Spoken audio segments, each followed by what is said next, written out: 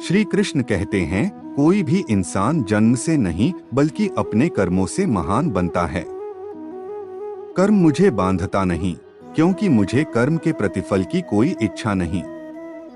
जिस प्रकार अग्नि स्वर्ण को परखती है, उसी प्रकार संकट वीर पुरुषों को समय से पहले और भाग्य से अधिक कभी किसी को कुछ नहीं मिलता है। कर्म के बिना फल की अभिलाषा करना व्यक्ति की सबसे बड़ी मूर्खता है। यह सृष्टि कर्म क्षेत्र है, बिना कर्म किए यहाँ कुछ भी हासिल नहीं हो सकता। जो दान बिना सत्कार के कुपात्र को दिया जाता है, वह तमस दान कहलाता है। अपने अनिवार्य कार्य करो, क्योंकि वास्तव में कार्य करना निष्क्रियता से बेहतर है। श्री कृष्ण कहते हैं, फल की अभिलाषा छोड़कर कर्म करने वाला पुरुष ही अपने जीवन को सफल बनाता है। मन की गतिविधियों, होश, श्वास और भावनाओं के माध्यम से भगवान की शक्ति सदा तुम्हारे साथ है। धरती पर जिस प्रकार मौसम में बदलाव आता है, उसी प्रकार जीवन में भी सुख दुख आता जाता रहता है। लोग आपके अपमान के बारे में हमेशा बात करेंगे। सम्मानित व्यक्ति के लिए अपमान मृत्यु से भी बदतर है। सफलता जिस ताले में बंद रहती है, वह 2 चाबियों से खुलती है। एक कठिन परिश्रम और दूसरा दृढ़ संकल्प। जो पुरुष सुख तथा दुख में विचलित नहीं होता और इन दोनों में संभाव रहता है, वह निश्चित रूप से मुक्ति के योग्य है। कर्म वह फसल है जिसे इंसान को हर हाल में काटना ही पड़ता है, इसलिए हमेशा अच्छे बीज बोए ताकि फसल अच्छी हो।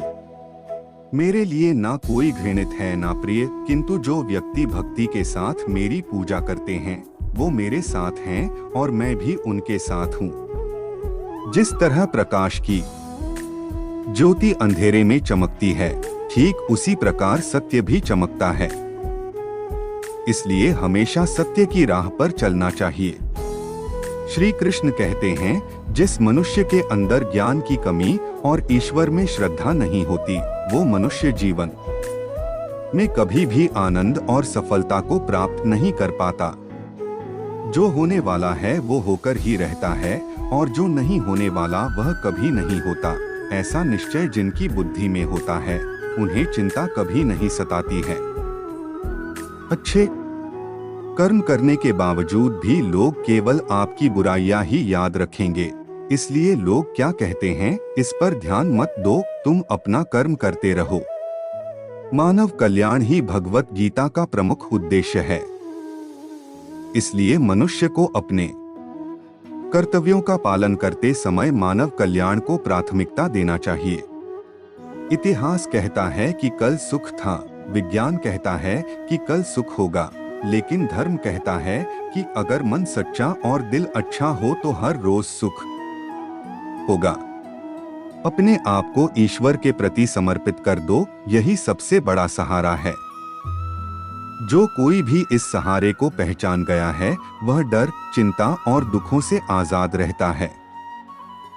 जिसने मन को जीत लिया है, उसने पहले ही परमात्मा को प्राप्त कर लिया है, क्योंकि उसने शांति प्राप्त कर ली है। ऐसे मनुष्य के लिए सुख दुख, सर्दी गर्मी और मान अपमान एक से है। मैं सभी प्राणियों को एक समान रूप से देखता हूँ। मेरे लिए ना कोई कम प्रिय है ना ही ज्यादा। लेकिन जो मनुष्य मेरी प्रेम पूर्वक आराधना करते हैं, वो मेरे भीतर रहते हैं और मैं उनके जीवन में आता हूँ। संतुष्ट मन इस विश्व का सबसे बड़ा धन है। आत्मा का अंतिम लक्ष्य परमात्मा में मिल जाना होता है। इंसान नहीं, उसका मन किसी का दोस्त या दुश्मन होता है।